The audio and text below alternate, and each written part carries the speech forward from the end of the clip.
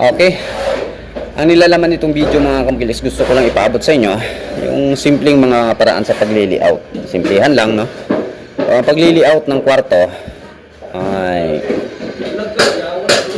merong pagkakaiba konti kung magli-layout ka ng buong bahay talaga. May mga kakaiba lang procedure na gagawin natin para maging perfecto. So ito din sa kwarto, kanya-kanya tayo ng diskarte sa pagli-layout. So sa akin, kanya-kanya din. Itong video na to, for sure, hindi to para sa mga marurunong. Para lang to sa mga gusto pang matuto, nagsisikap na matuto, o kulang pa sa kaalaman. Okay, kung napapansin nyo mga kamugil, nagtatayo na tayo dito ng mga dowels. Yung mga dowels na nakikita nyo, dyan na makapasok yung ating mga CHB. Kung napapansin nyo, konkreto, no? So bakit hindi na tayo naghuhukay?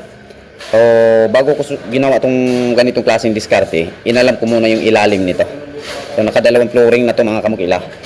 So yung pagtusok natin ng ating deform bar dito sa mismong konkreto na flooring, sagad yan hanggang sa pangalawang flooring nito, no? So yung lalim mula na tinambakan dito mga kamukil sa unang flooring dito, nung hinukay namin itong mga poste na to, lampas pa siya 1 foot.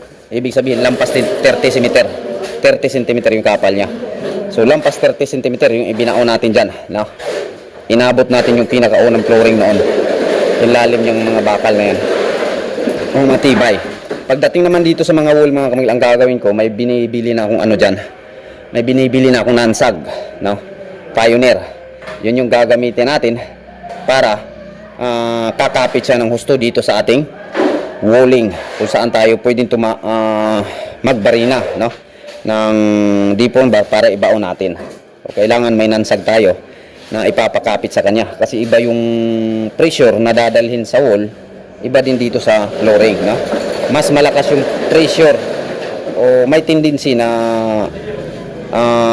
lalayo yung ating ididikit na pile dyan kapag wala tayong gagawin na mga iba pang bagay na paraan para hindi lalayo yung ating pile sa pinaka wall, no? Maliban lang kung pupusti tayo dyan, walang problema. Ito kasi mga kamukil, direct na to, no? Kasi bawat guhit nakikita nyo, pintuan na po yan, no? Yung ano nyan, ito, pintuan na po ito. So sa bawat guhit na makikita nyo mga kamugil, dyan po nakatapat yung ating pinto. Doon sa kabila may guhit din, isang kwarto to mula doon. Itong may tansi na ito, yan, ito yung pinakasintro namin sa layout. So ngayon offset kami both side po, tag 2 cm, 2 inches, no? Para yan sa ilalagay natin si HB, and then may plastering tayong uno dyan. So malamang mula dito sa pinakasentro, ang makukonsume nito is nasa 6 inches talaga. Sali natin yung tiles, nasa mga 8 inches yung makukuha pa nito, no? So sa pagka ngayon, ito lang muna yung kinuha nating guide, yung pang papailan natin ng CHB para magiging tuwid yung ating pagpapail ng CHB. Masusunod natin yung tansi na yan. Okay? So ano ba yung una kong ginawa dito? Unang-una, inalam ko muna kung ano yung gusto ng ating kliyente. Although may binigay siya sa ating plano. So ngayon, nung nakuha ko na yung plano, pinag-aralan ko yun. So bago ko ito natrabaho, tapos ko na itong trinabaho sa utak at papel mga kamukila. Basta kung may ano kang magiging kontraktor, dapat nauuna mo ng tinapo sa utak at sa papel bago mo inaktwal, no? Yun yung pinakamagaling, lamang ka dyan pag may ganyang klaseng pangungutak, no? Pag-iisip. So ang una dito, nung nakuha ko ng mga sukat-sukat sa kwarto, importante, reference, pagkuha na lang ng reference.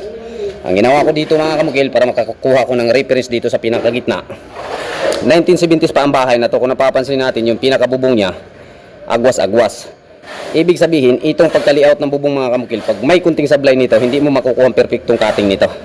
At may tiwala ko sa dating mga manggagawa natin noon na talagang perfecto yung mga gawa nila. So itong pinakasentro na girt mga kamukil, dito na ako nagkuha upang ma-divide natin yung bahay na to. Hinulugan ko yan una, yung pinaka-girt natin, itong pinakasentro, naghulog ako dyan kung saan yung tama ng hulog. Yun na yung aking ginuguhitan kayon. Yun na yung aking reference upang mag-layout dito sa pinakagitna. And then, pag naguhitan ko na yun, offset tayo ng both side, left and right po, mag-o-offset tayo. Kukunin na natin yung kapal ng ating CHB na ilalagay. Yun po, yung nakuha ko na yun mga kamukil, automatic, naglagay kagad ako ng tansi. No? Naglagay kagad ako ng tansi. Itong file na to, tansi pa na una dyan. So, nandito yung pinaka-reference niya. Ayan, nakikita niyo yung guhit niya. Yun yung sinusunod natin sa pag-file nito nasa gitna. So, napapansin nyo, napakatuwid niya. Ngayon, dahil gusto ko nang i-layout yung kwarto, pero may file na dito, ibig sabihin, mahihirapan na tayo. Pag susuntok na lang tayo dun sa CHB, hindi natin sigurado yung CHB umaalon o lumulubo ng kunti. Pag suntok natin sa ating steel tip dyan, kung dyan na lang tayo babasi, sablay na po yan. No? Ang ginawa ko, hinanap po yung unang reference, no? Na kung saan nagpa-file nito, offset na naman ako. Tapos, meron tayong ano dyan, forma na naka-usli na. Ayan. So, kinuha ko din yung kapal niyan. Yun na yung buong in-offset ko. Ganon din doon sa pinakadulo. Kung ano yung ginagawa ko dito, ganun din ginagawa ko doon. So yung reference ko ngayon mga kamay sa pagsusukat para hindi tayo sasablay, itong tansi na to. Kasi yun yung pinakaunang nangyari bago mabuo ang kwarto. Ito munang pader na to. So ngayon, sukat-sukat na lang ako sa mga sukat mga kamukil. Gaano kalaki yung CR, gaano kalaki yung kwarto. Pero higit sa lahat, kailangan natin iskwalado, squareness. No? So ano yung ginamit ko kung eskwala dito? Ayan. Ito mga kamukilo. Tiles gamit natin na pang eskwala. Doon ako nag-umpisa. Inunahan ko yun sa pagtapos mga kamukil. At pinakita ko si Rulan para may matuturuan na naman tayo. No? Although marunong na yan. Kasi maso na yan eh. May abilidad. Itong dalawa na ito mga kamukil. Mga marurunong na to. No? So, pareho lang kami ng kaalaman dito. Di lang ako nagdadala ng trabaho. So, kailangan ako talaga yung mauna sa pag-layout. So, sinusundan ni Roland patuloy doon. Nakukuha niya na yung saktong mga layout nito. So, ang nilalaman nitong kwarto na to, meron siyang isang CR. Tapos, merong countertop konti dito, kitchen sink. No? Ang laki ng kwarto na to, 2.3 meters. Yung lapad niya. Pero yung haba niya, 3.8 meters to, mga kamugil. Mula doon, papunta dito. 3.8 meters siya. So, yun yung laki nito. So, ngayon, nakuha ko na yung mga laki mga kamugil. Layout na kaagad. Gamit yung squareness natin na tiles. So, para makasiguro na itong kinukunan natin ng reference, ang ginawa ko dito, inasa tama itong sukat. Kasi nung unang layout natin, hindi pa tayo sigurado kung nasa tama ba to reference natin, no? O, upang makasure tayo, double check tayo mga kamugil. Itong mga sinukat-sukat na lang natin, tatapatan na natin yan ng tiles. Pag tumugma yan mga kamugil, itong sukat na to, itong mga sukat na to, lahat nagmumula dun.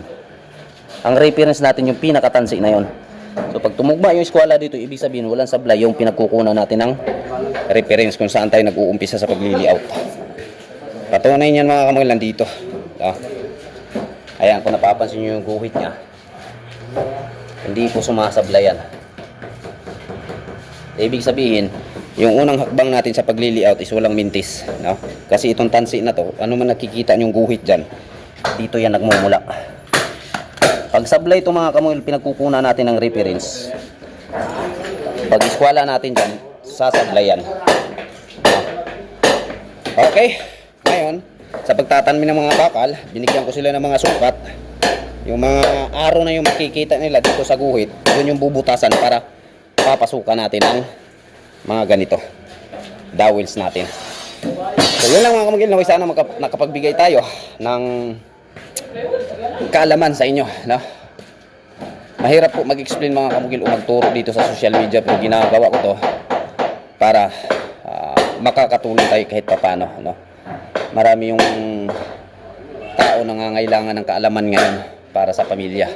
So sa pamamagitan man lang dito, makabahagi tayo sa kanilang inaasam-asam na kaalaman. Paki-share yung video mga kamugil. Once again, this is Mongkul Builders and Tutorial.